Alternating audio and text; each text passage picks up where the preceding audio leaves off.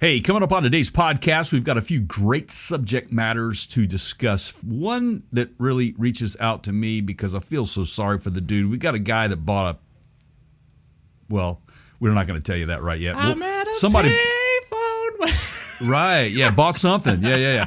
Lordstown, man. We got some Lordstown news. How they're still making the news, I have no idea, but they're making some news.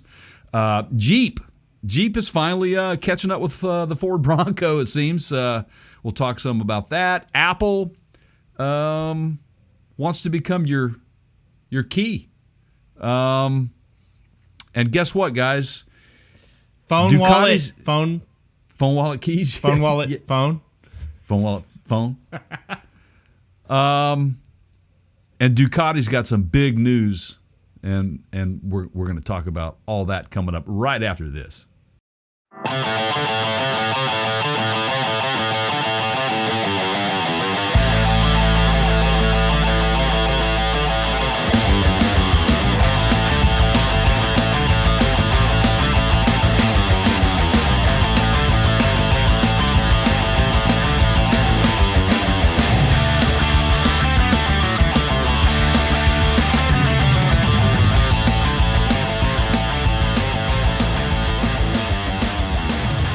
Hey, everybody, welcome into the podcast. I forget what episode this is. Keith, you may have to remind me. Say hello to Keith over there, guys. Whatever, man. What are you here for, man? Yeah, can you help me out with this episode? I don't remember what episode this is. Baby. Yeah. But anyway, here we are. We're on stage again, once again for you guys, bringing you the latest in automotive news and much, much, much more.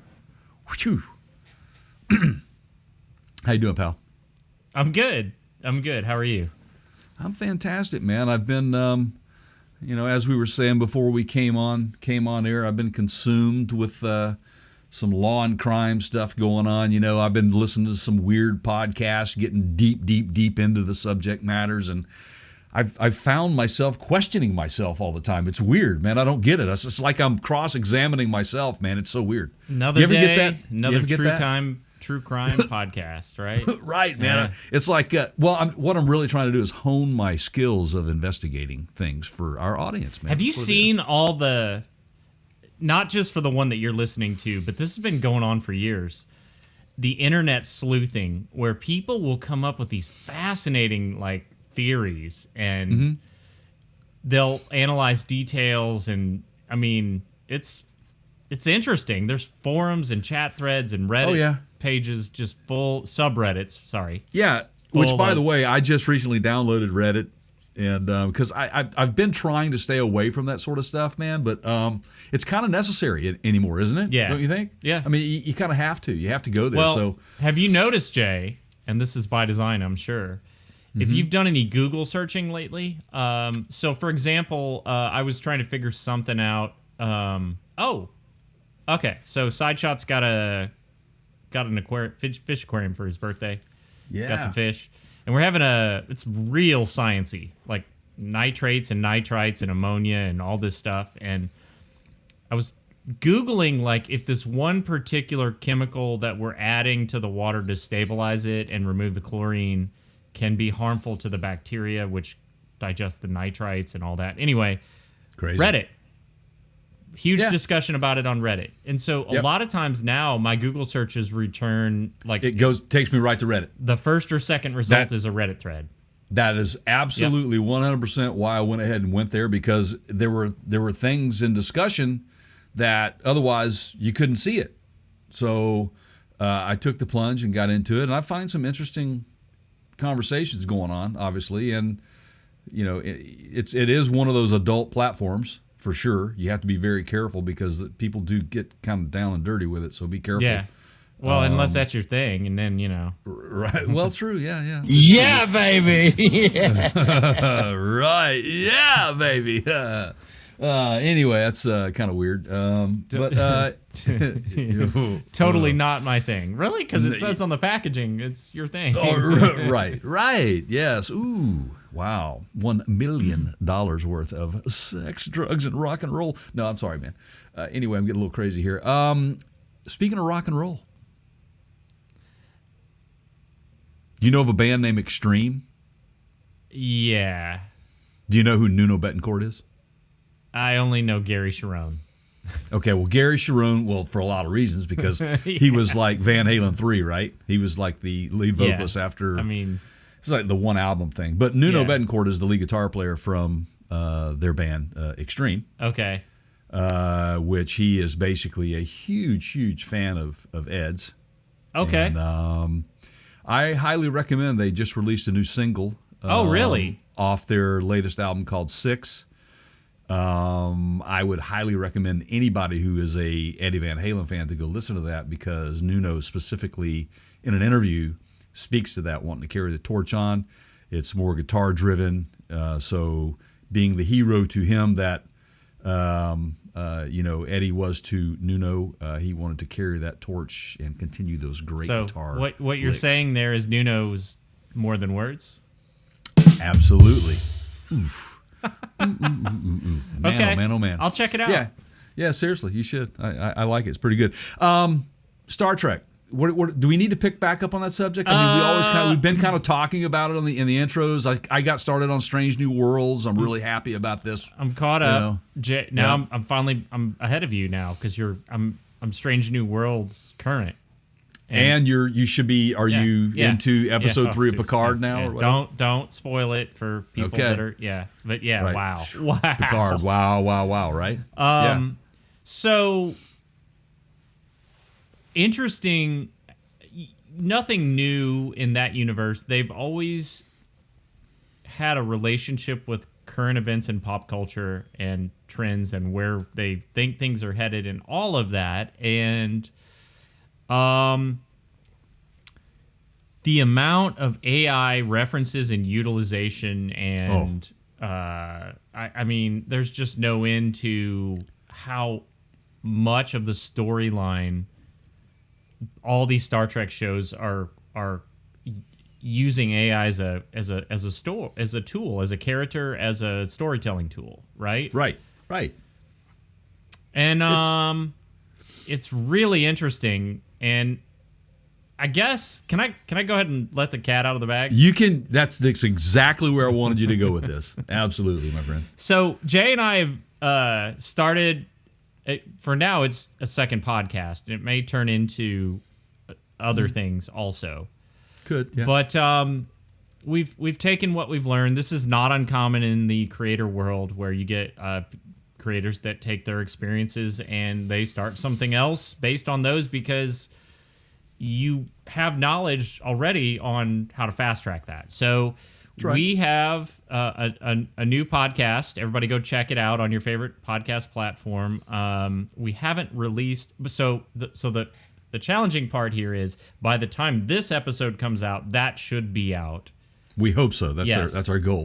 If not, don't get mad at us, but it's coming. AI Chronicles. Are we going with AI Chronicles? Yeah, I think so. The AI Chronicles, PCG, the AI Chronicles, and why don't you tell them what we're going to kind of center that around, and then kind of stay focused on, if you will. Well, you're never going to guess from the title, but that it has to do with artificial intelligence. Right. So it just it came up so much that it's Jay and I have just had these conversations where we don't think it's going away. We don't think it'll be going away in 5 years. We think every week there's something new on the horizon with AI. Yeah. It doesn't necessarily mean we're thrilled about all of it. In fact, we're pretty scared at some of it, but it's all interesting, Yeah. And yeah. And I think that most people will, it's like the new catchphrase, AI, Chat GPT, all of these things, that's all you've been hearing about and been consumed with, I'm sure, on the news. If you're a parent, you have a kid in college, or a kid that's in grade school or even in high school, they'll be affected by this. But what we're trying to do is kind of delve into this a little deeper, also looking at it from the advantages from the automotive world.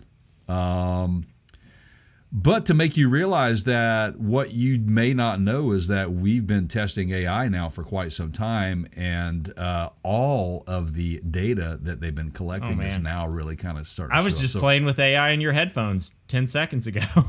Yes, you were. Exactly. Right? Yeah, man. Yeah, it's kind of scary.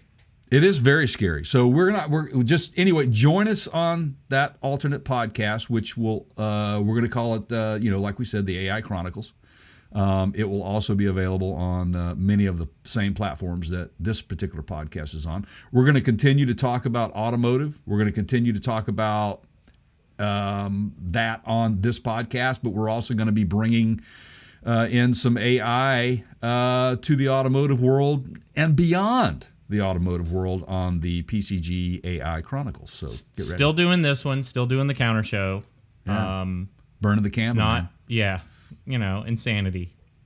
Yeah. But the goal is at some point I get, deep fake me or virtual me just to do an entire episode with you. And then absolutely. Do you remember Max Headroom? Yeah. Right. So there you go. Who knows? Man. Maybe you think Max Headroom was ahead of his time? Yeah, for sure. Right. Yeah, so, just think Max Headroom. For those of you who are in our age group, you get it. It goes way back a little bit, but that was a pretty killer show ahead of its time. It was started out as a commercial, I think, didn't it? It did. I do believe. Yes, I do believe. It's part of the MTV thing, and, of course, MTV, MTV the acronym is music television, but obviously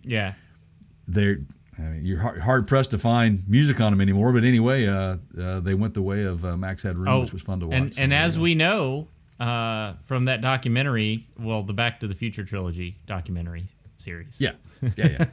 Which is, I believe it was Back to the Future 2, where they had the 80s cafe, and Max Headroom was prominently featured there. Right. Right. Well, I bet you there's one individual that doesn't really want to go to the future, but they would like to go back in the past and try to kind of rework a little transaction they had here recently and got suckered. Jay, why is this guy still using payphones? It's, Right, man. Right. All so, right. Maroon 5. Maroon 5. Adam Levine, lead singer of Maroon 5, who apparently is at a payphone with his lawyer. Bought a Maserati, and it turns out that it was. Yeah, go ahead, man. It was a 71 Maserati Ghibli 4.9 liter Spider that he had purchased from this dude, and apparently ain't real. Now we're talking vintage. Oh yeah, vintage. So yeah, the story goes there were 45 of these made in production. Correct. Am I close there? Yeah, you are absolutely correct. There's only 45 examples of this. If it were an actual real one, and he traded a couple Ferraris and then an extra $100K. Right. He traded real Ferraris. He traded a 72 365 and a 68 365 to a dealer by the name of Rick Cole in exchange for this 71 Spider. Also with additional cash for 100 grand, but it wasn't real, man. And what's interesting is some extra sugar, I believe. Yes. Oh my God. So that's funny, man. What happened is Adam. Adam's he's a car guy, man. He knows he's a car guy, and he bought this thing, and he decided to sell it, probably to profit. My guess is, and Sotheby's says, So we sold this thing the dealer considering buying it had a record of that same VIN number that they had previously dealt with and knew that it wasn't the same car. So it gets interesting. Jay, did you see the part where they're claiming in the lawsuit that the guy that originally sold Adam the car tried to get him to hang on to it? Yes, he did. And that says that guy, they're suggesting, hey, he knew that the minute that a car like this gets, any car really, He egregiously never disclosed any of it, dude. Yeah. Basically, bottom line is, he withheld the information to make a ton of money, and so Adam's going after him, man. He's going in. I don't blame him. I would too, and I'm certain that he'll win this. And to my knowledge, Rick Cole. I mean, he's a dealer. He's a pretty prominent dealer. You don't not check VINs at that level in the car industry. Good Lord, no, man. I mean, you got to run the papers, and it's so funny. Of course, these cars, these vehicles here, these are registry. Yeah, exactly. So it's a different animal. They had to go through the process. So this type of occurrence happens a lot more than one would think. That is why it is so scrutinized during these sale transactions. And Adam missed it, man. It's on him. First I started thinking like, maybe it's just not the Maserati. Maybe it's not the specific model that he thought it was, right? Maybe there's a nuance of difference. It's still a Maserati, but it's just not the one he thought it was, right? But then I started thinking about the fact that the VIN was duplicated. Right. Man, that just smells. Smells of. So it may be a complete fraud. It could be. Well, it is fraud, man. Bottom line is, hey, there's some comments. You want to read some comments on this? This is so funny, man. Sure. So we got one guy says, hey, the car dealer should be thrown in jail for fraud. So tired of seeing people get ripped off. High-end car customers should have recourse in these situations and be able to sue in civil court. If the dealer knew he was cheating, this musician should be a felony. Well, if he's cheating this musician, it should be a felony with a long prison sentence. I don't think he'll get a long prison sentence, and here's why. He's got a lot of money, and he has a lot of attorneys. He's not going to go to prison for a long time. And it also, what factors into that is how many times has he done it. This could open up Pandora's box for this dude, too. So we may be returning to this pool of information a little more frequently than we first initially thought here in the future. So we'll see what happens with it. We'll keep you up on top of it. Wow. And some guy, hey, can't hold back, Adam. This is what people think of you, buddy. Says the alleged musician traded 2 V12 Ferraris for 1 V8 Maserati. What an idiot. I mean, if that guy is serious, he's not an idiot. That Maserati was worth way more. Well, if it's one of the 45, correct. Yeah. I mean, if it's truly one of the 45, it's worth a lot more money than he paid, and that's why I guarantee he was trying to sell it. That's like, dude, you traded 2 brand new Ford F-150s for a 35-year-old Lamborghini? Yeah, moron. It's worth way more. It did, man. Well, good luck to you, Adam. We hope you get your money back, and hope this guy never gets to do this again. Surely they'll follow up on it, and he may get his brokerage license taken away from him. I'm sure that's something in California. You have to have a license to be able to sell those types of vehicles. So we shall keep you up to speed on that. So yeah, good luck with your payphone change, Adam. Hope you yeah, man, find enough to call your attorney. That's so funny. Good luck, dude. Right on. The voice. Yeah, there we go. Hey, what was that truck company, man? That we were talking about like a couple years ago. I think they were like saying they were going to be here before anybody else, and kind of rhymes with, I don't know, Swords Round. You're talking Ford Town. Or, yeah, that's your favorite truck line, Jay. Your favorite EV truck line. The first EV pickup truck to make production. You're talking Lordstown Motors. Right. I mean, right. These are all, guys, comments that we have received from various fanboys of Lordstown who are. We're just reporting the facts, man. They made the claim that they were going to be first. They were far from it. And the design is questionable. They've been in and out of trouble. Yeah. They had to shutter part of their facility, if I'm not mistaken, recently. They did. So the latest is what? Well, they've had to halt production because they have to fix a few problems. They halted production of the Endurance pickup truck, which that is the name. Apparently, it's not enduring very well, citing issues with supplier components. This thing, they say, has been in production since last fall, which we know that to be true because Rivian was in production before them. Am I right? Rivian was first, right? They're first to the market. Is that right? From a consumer standpoint, yes. Now Right. Lordstown took this weird spin that they were trying to be a commercial vehicle truck type company, and so they, it was just Sort weird. of a I mean, fleet. this goes back to like the guy that it was replaced, the former CEO who said they had orders which were kind of, the companies that allegedly had ordered these vehicles weren't even aware that those were actual orders, and it got weird.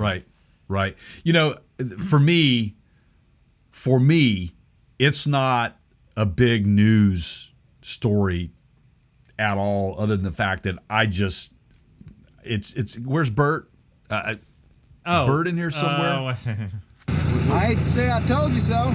There you go. And again, and again, and again, and again. Right. So, Lordstown says they have experienced performance and quality issues with certain endurance components. It's led them to make the decision to stop production temporarily.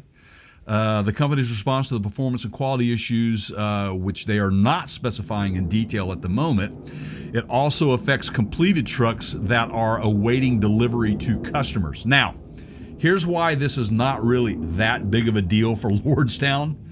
It's a whole whopping 19 vehicles. That's it. That's all they've delivered. But of those 19, some of those are actually being used internally by the company themselves. So, holy cow, man. So, you know, I think it's going to be a flop. I'm going to make this prediction. I think it's going to continue to be a flop for a number of reasons. First of all, its design of the electric motors or in-hub motors on each wheel, which it gives you more weight. It doesn't have the range capability that, say, a Rivian or even a F-150 Lightning has. It's kind of a weird. It's a weird truck. It's super heavy. And I get like what you were saying, that it was designed for commercial vehicles, maybe fleets. But, you know, in the beginning when they started touting what it was going to be, they were like, this is the end-all be-all pickup truck on the market. And it would be first. But it wasn't first, and it is not the end-all be-all. I think the F-150 and the Rivian have really kind of taken control. My money's on the Nikola Badger. But anyway. Yeah, that's another one, right? I just, you know, these things are investor funded at this point. It's nowhere close to being cash flow positive. No. Are we putting them on a death watch? Is that where I heard you going? And Pretty much. All right. How long do you give them? I give them 2 years. Give them 2 years. I'm going to take half. I'll go half that. You're going to go half that? Yeah. Okay. Well, you know, a lot could change in 1 year for sure. And a lot more could happen. Now let's in 2 establish years. the ground rules here. Okay. Out of business is out of business. Bought by another company is not out of business. They're acquired, right? Right. Yes. Whoever's closer. We're going to do this Price is Right style. Okay. Mm-hmm. Whoever's closer, you know, meaning if it's 19 months, that's closer to your two-year window, right? Right. If it's, you know, 11 months or 13 months, that's closer to my 1 year window. Right. So it's whoever's closer. Okay. That's how we'll gauge that. I am completely on board with that challenge. I think it's going to be closer to the 2 years. So that's. I mean, that's I could have where gone I'm at. 99 cents on you, but now I will say this: $1. Now, you know who came in and saved the day to continue with their goal was Fox. Yeah, well, Foxconn. they basically sold the property for a cash infusion, right? That's right. And as with any company that does such things. My guess is they're going to try to produce what they had promised, or at least get close to what they had promised to get produced, and then they're going to be probably going, we're done. And we'll see. There may be another player come in.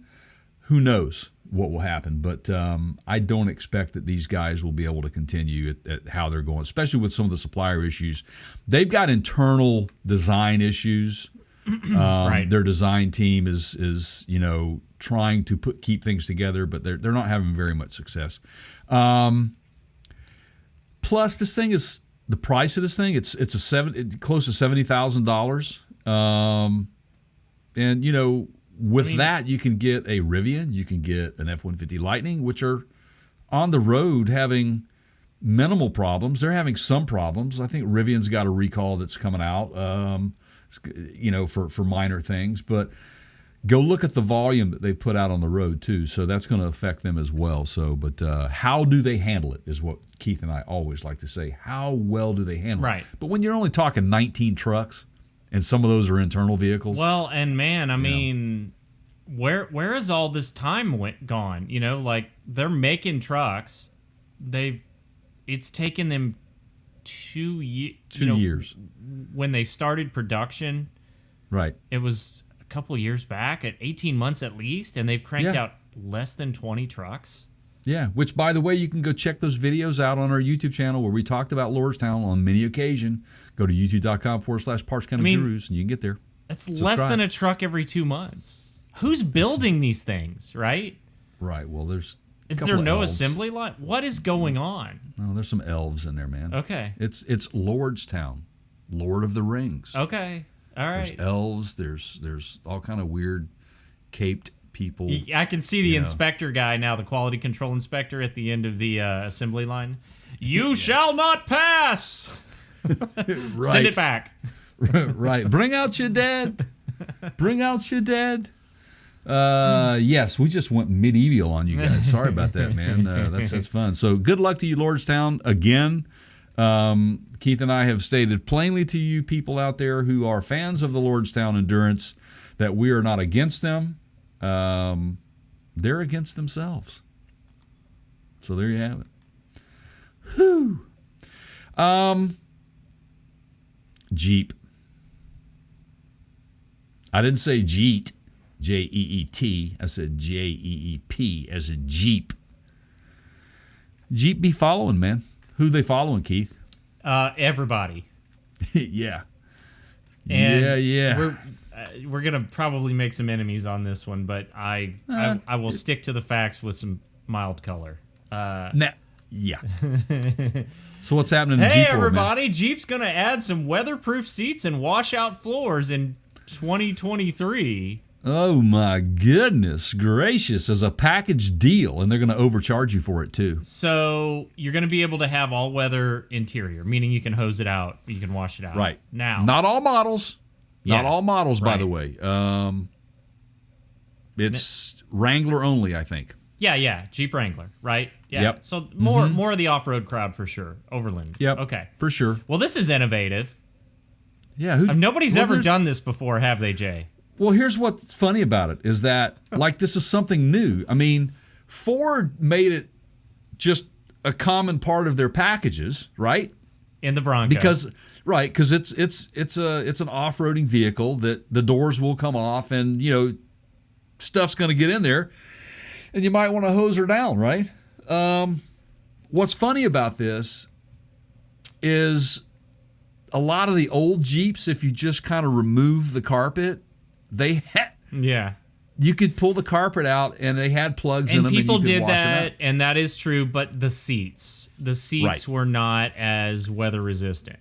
Correct. So Yeah. allow me to hop in my time machine. Not a DeLorean this time, Jay.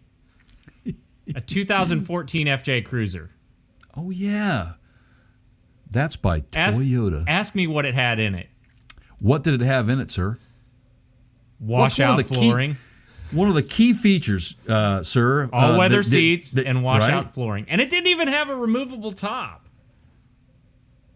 golly, who would have ever thought of something like that? Now, in the United States, when was that an option? Starting in 2007. Wow. So both my 2008 model and my 2014 Ultimate Edition had that. Yeah. Wow, interesting. How innovative, Jeep. Right. 15 years later. Now let's get to the dollar figure here. For those of you who wish to be able to do this is hilarious. Yeah. to something that you should already be able to do. The newly optional heavy-duty flooring costs you $995 additional, and the heavy-duty seats add an additional $1,695. So let me summarize here. Let me make sure I got this right, Jay. I'm seething with sarcasm today. If you want to remove the traditional carpeting and put plastic on the floors, it's going to cost you an extra $1,000. Right. Okay. Or a little more, yeah. If you want to replace the seats with something that's a little bit more all-weather, that's an extra $1,700. That I can actually see being a legitimate... I don't know if it's a cost increase, but I do know that those seats are more expensive to make than the kind of traditional cloth seats. Absolutely they are. They're not more expensive than the leather seats. No, but they are made out of a material that's actually a little more durable than the leather seats. Right. Yeah, that's true. Leather is more of a custom. I don't know. It's. I mean, when I think of leather, I think of Ricardo Montalban, man. You know. Yeah. And Rich Corinthian leather. Yeah. Rich Corinthian leather from the... Which was also Chrysler. Yes, it was. Cordova. That's correct. So why? You know what would have been a big hit? Would have probably sold me more on this and made me want to run out? Bring back Ricardo Montalban in this commercial. Let's do a deep fake. Okay. And we can get him back with AI, and then we just replace the... Because they can mimic his voice. You've seen that with Val Kilmer and so on, right? Why not? Should we put that out? But we've got to come up with a new name for these all-weather... You can't say all-weather seats. Just like you can't just say leather. You had to say Corinthian leather, right? Corinthian. So we got to come up with a name for these all-weather seats that's going to sound good coming out of Ricardo Montalban. Ooh, interesting. Well, we got to come up with... I can't think right now. I mean, we should... I tell you what we'll do. Hey, all you guys out there listening right now, these new seats, if Ricardo Montalban is going to do a commercial for these new seats for the Jeep, what should the name of the material be called? And we'll shoot a commercial on it. We'll bring back Ricardo for this commercial. How about that? So just leave us a comment. Give us your thoughts on it. Make sure you subscribe. All that stuff, man. Send us $1 million. Whatever, because it might take that to produce this video. I mean, Ricardo's a pricey guy. I mean, you could tell that by the Chrysler he was driving back in the 70s, man. I don't even know what a deep fake cost to produce, but okay. I don't know if I can get to it quickly. I was gonna go into AI and see if it could. Look at you, man. Some synonyms. Look at you. You're all over this AI stuff, right? See, and this is why we're doing our AI podcast now. So. The AI Chronicles, might I remind you again. Yes. So there you go. Couple of things of note here. All of the plug-in hybrid 4xe trims, any two-door configuration are specifically excluded from the weatherproofing, as well as the 470 horsepower Rubicon 392 is also left out. Don't quite know the reasons for the Rubicon 392. I completely get it with the 4xe trim because of the battery packs that might be involved here and different electronics that would require them not to mess around with the flooring. So I would say that's probably why they are excluded. And the bottom line is Jeep is doing this to keep up with the Ford Bronco, which in itself has not been met with some criticism, but they have certainly come out of the chute with some really, really good things, features and benefits from that Bronco to the point to where Jeep is like, oh gosh, we need to get that too. For example, Bronco came out of the chute, the new Bronco 6th generation came out of the chute with the A-pillar mounted mirrors. Now Jeep offers a kit for you to mount your mirrors on the A-pillar of the Jeep as well when the doors are off.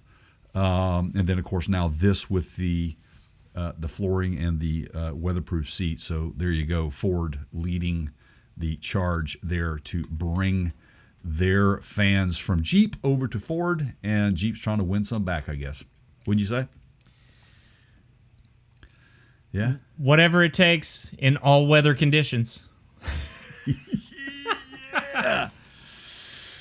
All right, my man. Are you through with that commercial over there yet? Sure. Yeah. Here, let me grab my keys real quick here. You don't need your keys. You just need your phone. Oh, wait a minute. I need my phone, wallet, keys, Phone, laptop. wallet, phone. We've already established this, right? Oh, As we in the intro. Phone, wallet, phone. Wow, that makes life easy, doesn't it? But wait a minute.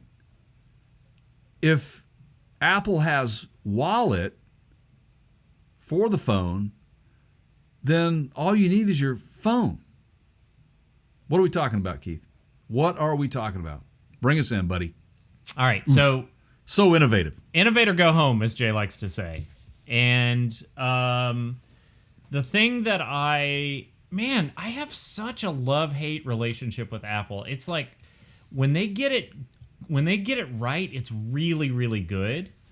Timing And then when they kind of phone it in and do this Me Too crap, it's like, man, what are you guys doing? Like, do we really need to start like an Apple? Does they need their own TV streaming network? Ted Lasso is pretty great. I'll give them that. But I love Ted Lasso. then there's things that they do, and I'm like, really, you guys are gonna do the whole like headphone thing too, and all, whatever. Anyway, or the watch. Yeah. Okay. So this is great. Now, harken back to Apple CarPlay. Right. And Apple basically started a decade or so back with some of the major manufacturers. I think Steve Jobs might have still been around when they initially started this program. And they were working with companies like Nissan, like, Ford worked with Microsoft. So Ford was not one of the initial ones, but these major manufacturers said, yes, we will standardize on Apple's integration infotainment system in our vehicles. And they started very early generations of what is now known as Apple CarPlay. So here's the thing, everybody. It doesn't matter whether you own a Ford or a Chevy or your wife drives a Toyota or, you have a Mini Cooper. If it has Apple CarPlay in it, it works with all of them. You get in the car, you pair your phone, you're good to go, right? Right. And so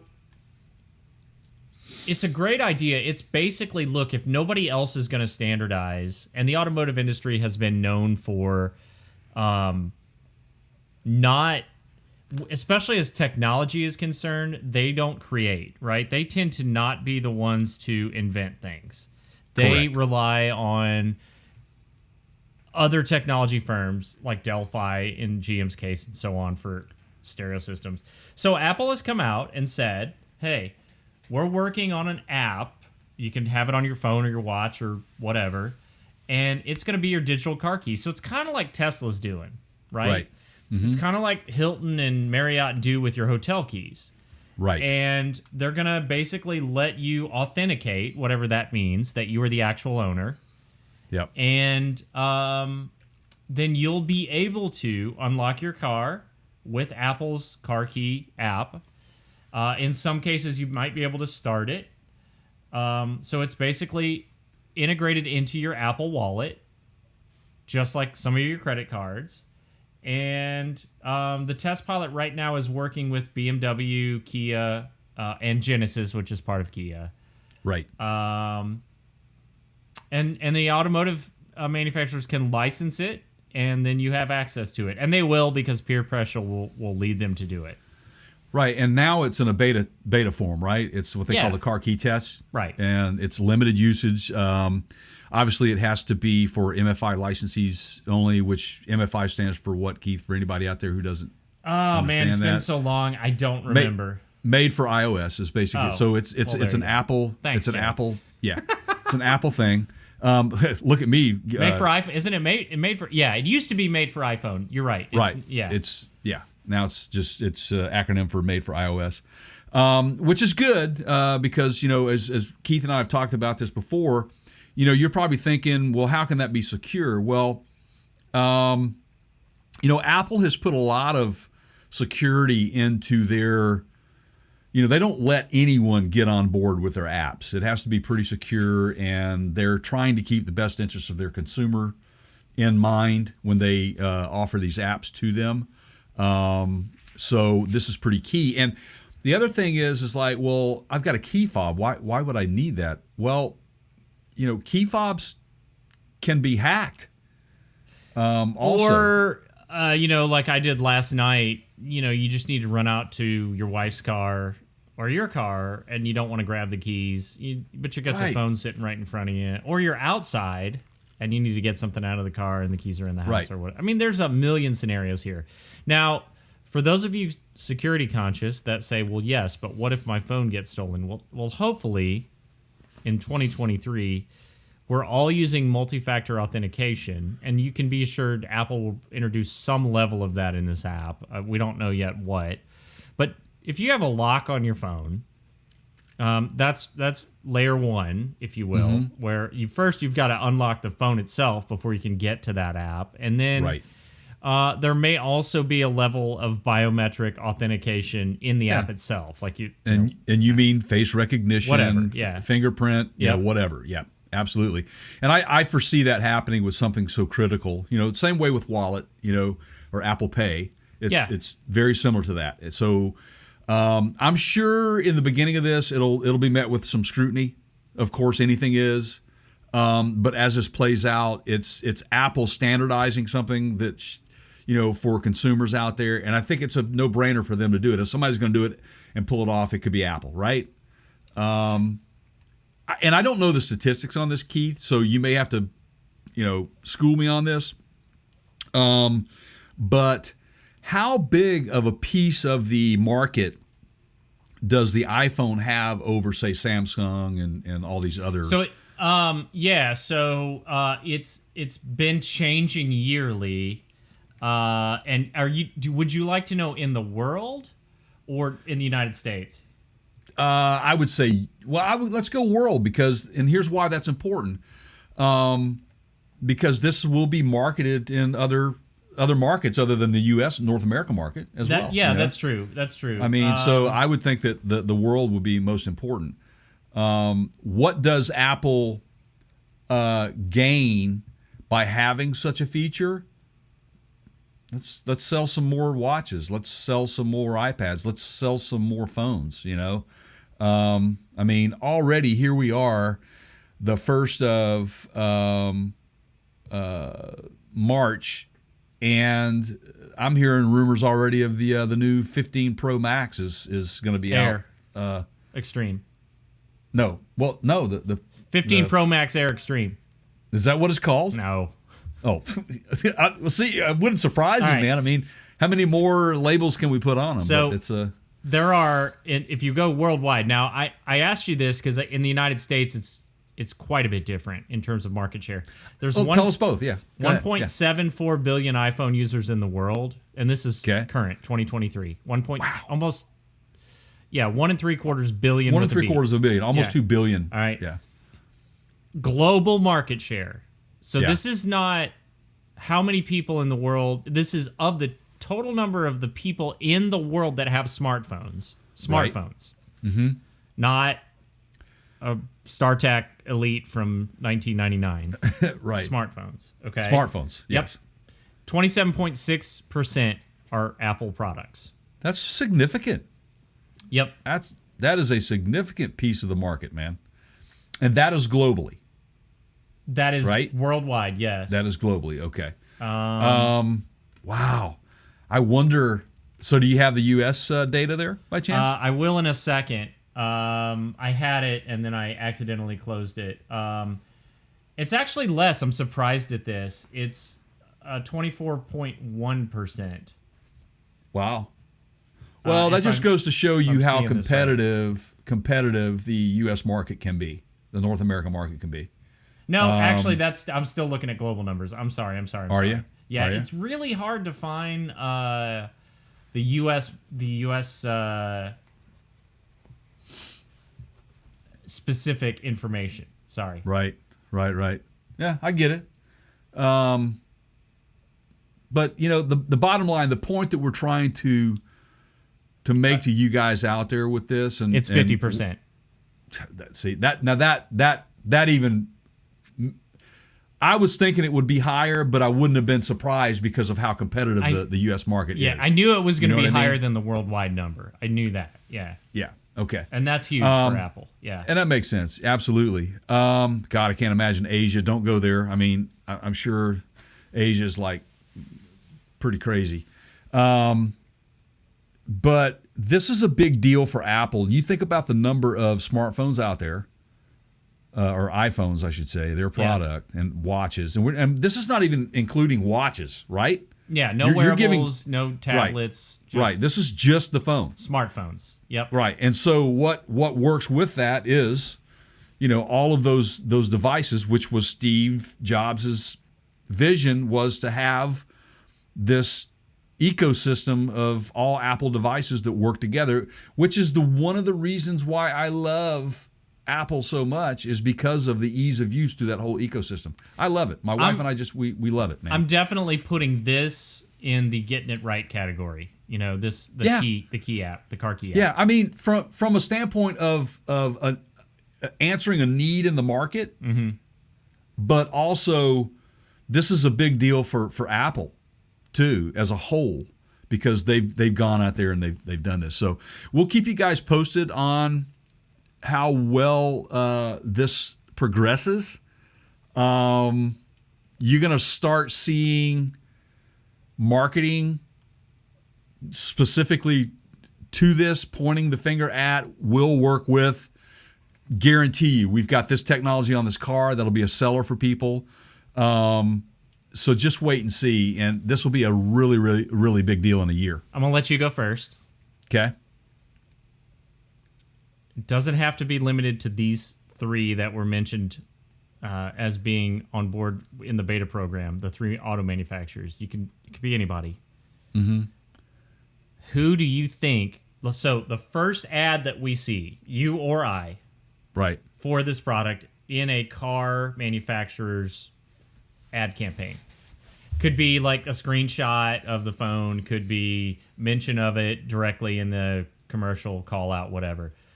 Which manufacturer would you pick to be first? GM. Okay. I'm going GM. I'm going to go Kia. That kind of makes sense. We'll see. Now, they're Loser one of buys the ones. beer. Are you saying one of the ones that are in testing now? No, I'm saying the first Overall, Kia. The first ad that we see for this product in use out of beta. That makes sense, and I'll tell you why. Because Kia does a awesome job at marketing to a specific demographic that would use the heck out of this thing. I'm going They're Kia. going after the Starbucks crowd, dude. Loser buys beer. Okay, that's right. fair enough deal. Right. Yeah, that's fair enough deal. But if, let's make it even more interesting. To get said bought beer, one has to travel to the other's location to have that beer with them. Yeah. Does that work? Yeah. Fair enough, man. Okay. Next time we're in the same room together. Yeah. And then I'll cry in my beer, or you can cry in your beer, and we can witness it and get it on camera. All right. Hey, we'll get it on get it on a short YouTube short. There you go. How about that? So challenge accepted. All right, I'm going to call back before we go to our last topic here. I present a submission for Ricardo Montalban's deepfake commercial. Ooh, okay, let's have it. Yeah. Versatilia. Ooh, I like it. I love it, man. That's great. Patent that baby, man. Get the name. Versatilia. Yeah, copyright that name, man. Trade name it, whatever. Trademark it. Versatilia seating. Versatilia. Hello, my name is Ricardo Montalban, and I'm giving you the Jeep with the Versatilia seating. So, Jay. That was a terrible You can thank AI for that. Oh, okay. Really? Yeah. I sat here on did you just ChatGPT. do that? Did you just do that on ChatGPT? Versatilia. Started throwing synonyms. Give me a synonym. First thing I did was synonym for all weather, and it didn't like that. It gave me resilient, which wasn't bad. No. But then I threw all weather with a hyphen in between it, and I got versatile.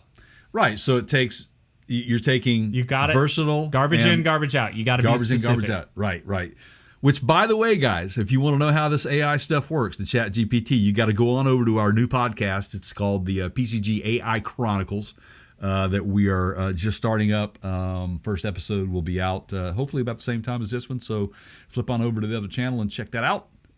Meantime, any videos that we get from either one of these podcasts, you can also go over to youtube.com/Parts Counter Gurus. Keith and I also get a little crazy, and we might write an article or two or something and put it on our website. And you can check out our website at Versatilia.com. Oh no. Yeah, partscounterguru.com. Is that? Oh, go ahead. Yeah. Go ahead. Oh, should we? I don't know. Keep going, Jay. Okay. So yeah, go to versatilia.com. I'm busy. He and AI are working together, and next thing you know, we're gonna have a new website too. So we'll see what happens. Yeah. But anyway, yes. Also, any of our podcast platforms, we're on every single one out there, and at Spotify, Stitcher, you name iHeartRadio. We're on all of them, man. Trust me. Apple, Google, we're there. You can go to any of those and find us, and we are Parts Counter Gurus. Or you can simply go to our website at partscounterguru.com and find the podcast links there. Anything we mention on our podcast will also be there. You'll see a mention on the podcast tab. You know what would really help us out, guys? Support our show and our efforts by picking yourself up a nice hat. We got some merch over there at partscounterguru.com. There's a merch tab. You can shop there, or you can even go to our YouTube channel to shop there. We're on all socials, Facebook, TikTok, Instagram, and Twitter. So make sure you stay with us for the latest information on the automotive industry and AI. So Versatilia.com is taken, but .net, .org, .info, .app, .us, .xyz, .me, .store, .online, .tech, .site, .cloud, .live, .icu, and .inc are all available. We got to get in there, pal. Which one do you want, man? They're $12 a piece. Oh, no. We'll see. Well, we got to own the seats first, man. We got to get a hold of Ricardo. All right. Is he still alive? No. He's, oh, damn it. Yeah. Okay. All right. Well, that's okay. Maybe we can get. Well, we got AI. We're good. Yeah. We're fine. Yeah, we're gonna deep fake this. Yes. So, our last piece of industry news, if you will, is very worthy of this conversation. I know it's near and dear to Keith. We're gonna pop over into the two-wheel part of the industry. And as with any of the industries that we talk about, none of them are immune to the effects the electric vehicle push has made on our industry and any consumer out there trying to figure out what the heck they're going to buy next. So, Keith, your favorite bike to ride is what? Well, I have... Oh, that's a loaded question. I mean, I own a Ducati. They're great bikes. They require a lot of maintenance. I know you love it, though. I mean, I've heard you say I've got Hondas. You know, Sideshot's got a Yamaha. I've owned Yamahas. I've owned stuff. Okay. Yeah, I get it. I'm kind of this. Like, what's the application? You know, if I'm going to put it on a track, then I'd probably do my Honda. If I'm going to, you know, it just depends, right? Like, Ducati makes some cool stuff that's kind of application specific. They've got a great track bike. It's just that I can't afford MotoGP it. stuff. Yeah. Yeah. I mean, you're big into the MotoGP. I mean, you go to the track days and stuff with your buds and Yeah. I mean, So they're serious, and they're seriously good. Now, Ducati has struggled in recent years to win. It's kind of like NASCAR, you know, winning on Sundays, selling on Monday, and so on. And it's been tough, but they've had some recent successes, and they're kind of back. It's like decades almost. You know, you get good decades. It's just like Ford or anybody else. They're winning for 6 or 7 years, and then they're not. You know? Yeah. So, this is a. I've got a little side story here, Jay, but this is This is an example. I'm going to go ahead and say this of. I just feel like it's slanted reporting, and this is coming out of Electrek. Mm-hmm. And sometimes we agree with Electrek, and sometimes we get cornered by people that say like, "You guys are just EV guys," which we're not. We just report on trends and comment on trends. We're industry guys, man. Yeah. If anything, look, if you want to categorize the parts kind of gurus, guys, you're hearing it from our mouth right now. Yeah. We're industry guys. Whether that's electric or natural gas powered or hydrogen, it doesn't matter. We're going to talk about it. So there you go. All right, wide open. There's your door. Well, so just recently, some Ducati executives, like their CEO, did some interviews, and in those interviews, the question was, "When are your EV motorcycles, going to come out?" Mm-hmm. And Ducati said, "Yeah, we're not there yet." And Electrek, so the title of the article that I'm looking at here says, Ducati yet again gives the same old excuse for not selling an electric motorcycle. It's not an excuse. That doesn't make it wrong, jackasses. Exactly. But it's not an excuse. It's a fact of their business model. This is how we're going to run our company. Yeah, I get you. Yeah. The guy that wrote this article basically said Ducati still says it can't yet succeed to build an electric motorcycle for consumers, and blames its inability to supply an electric motorcycle on the current state of battery technology. That's despite the company's parent group, Volkswagen, right? Recently making EV progress, and despite Ducati itself now being the sole supplier of electrical racing motorcycles for the FIM and Motor E electric motorcycle racing series. Right. Yeah, well, that's a completely different scenario. That's their test pilot. These MotoGP bikes, these are $1 million bikes. Right. Okay? They're not going to sell a consumer too many $1 million bikes. Right. This is how it works, everybody. At Formula One racing, NASCAR racing, whatever it is, the cutting edge technology starts there. That's where the R&D dollars are. And then it trickles down into consumer vehicles. Right.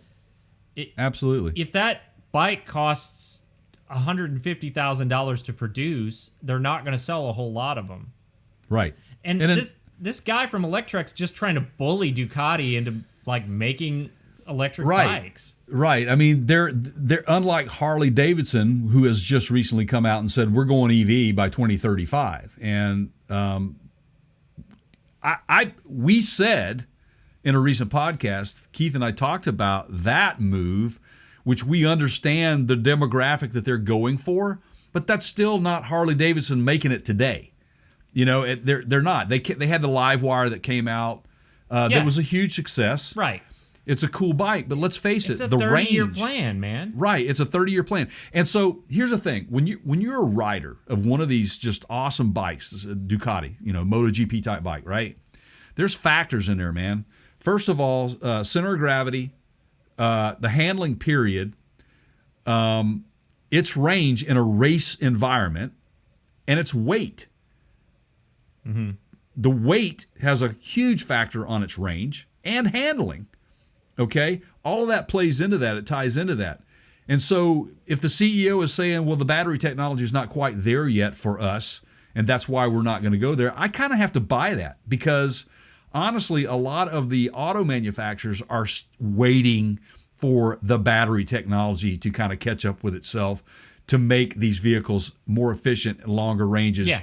So Ducati's saying, hey, man, we're not doing anything until you guys can come up with a better battery scenario. And I would say it's not even that they're not doing anything. They're doing things. Already they are. Yeah, it's just that the guy's flat out saying it's not time yet. And there are two main factors for this. So those Ducatis, right? I'm talking specifically about the super sports.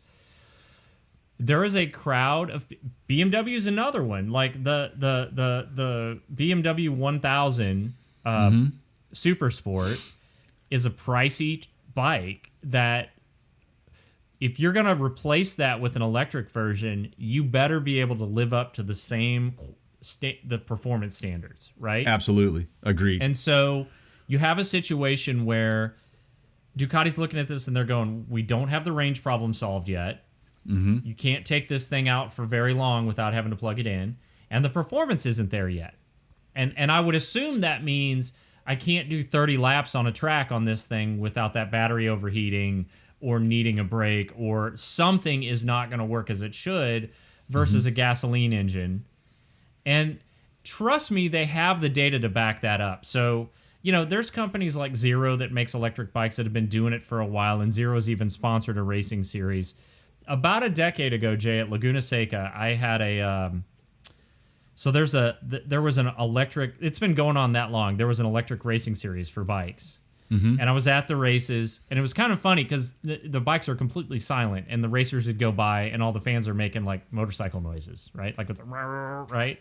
That's so funny. And we were at the Corkscrew, the famous Corkscrew at Laguna Seca. Okay. And there was a pretty serious wreck. Like, everybody was okay, but like they were electric bikes, and there were parts all over the track, and that was a chemical spill. And they had to, they have to stop the race and do the chemical cleanups and all that. Right. So the girl that wrecked, I think her name was Shalina Moreta.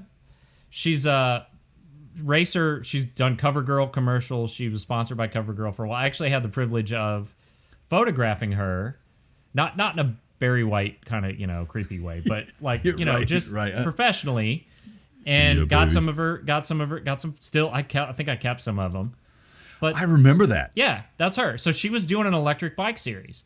So Ducati has been doing this. They've been producing electric bikes. They've been pushing those bikes to the limits by the people that are trained athletes to ride these things. They know what they're capable of.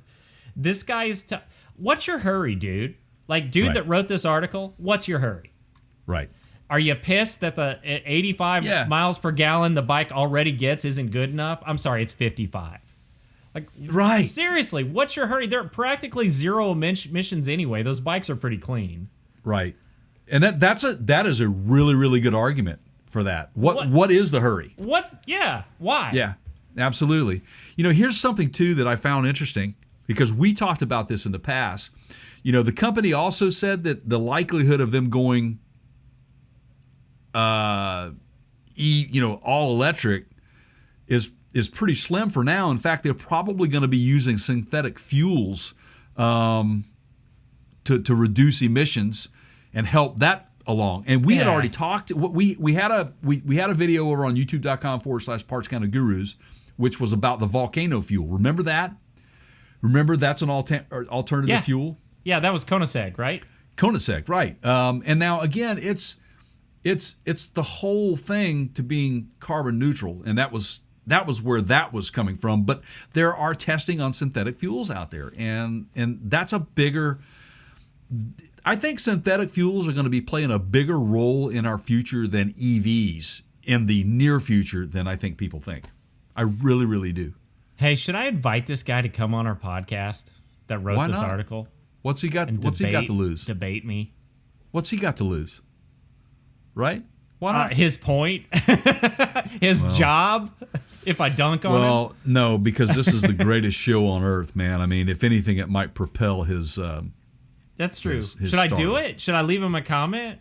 See if he wants to come on and have a friendly come discussion? on and state your case. I'll be respectful. Yeah, why not? We should do it. Get AI to write him an invitation. Okay.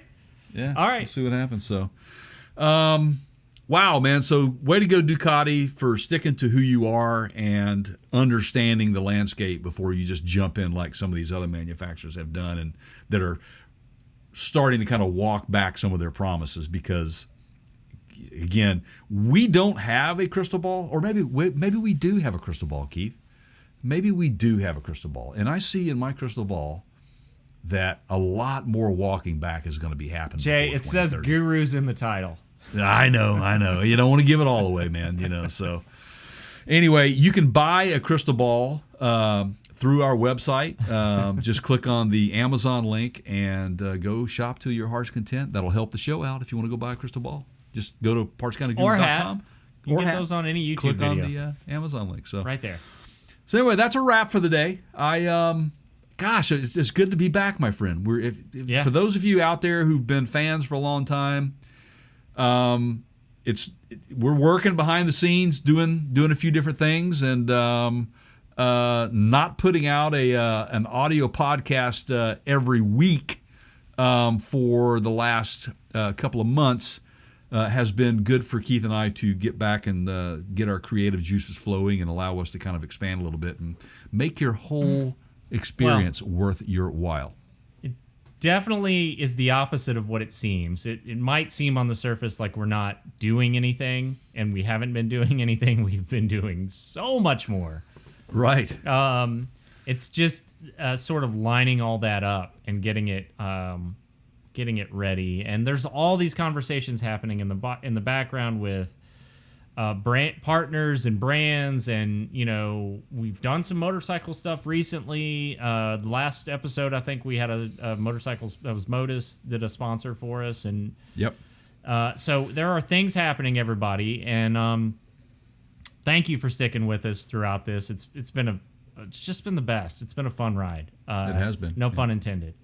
So until the next one, we've already established we don't know what number episode Versatilia is, but until next time, thank you guys for making us a part of your lives. That's my pal Jay over there. I am Keith. There are no ordinary moments. Think about that one for a while. Think about that one until we talk again. See y'all.